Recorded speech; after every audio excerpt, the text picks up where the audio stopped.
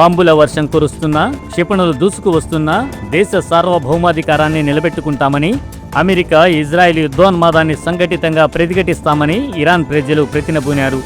క్షిపణులు, బాంబులు, విస్ఫోటనాలతో టెహ్రాన్ నగరం దద్దరిల్లుతున్నప్పటికీ ఏటా రంజాన్ చివరి శుక్రవారం నిర్వహించే అల్ కుద్స్ డే సందర్భంగా పాలస్తీనాకు సంఘీభావం తెలుపుతూ వేలాది మంది ప్రజానీకం వీధుల్లోకి వచ్చారు. ఇరాన్ అధ్యక్షుడు Masoud Pezeshkian, supreme national security council కార్యదర్శి అలీ లారిజానీ, విదేశాంగ మంత్రి అబ్బాస్ అరగ్చి తదితరులు ర్యాలీకి హాజరై యుద్ధోన్మాదులకు భయపడేది లేదని తేల్చి చెప్పారు.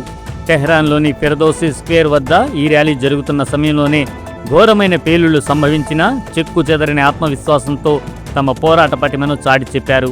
పరిస్థితి అత్యంత భయానకంగా ఉన్నప్పటికీ నాయకత్వం, ప్రజల మధ్య ఉన్న సమన్వయం ప్రపంచ దేశాల దృష్టిని ఆకర్షిస్తుంది.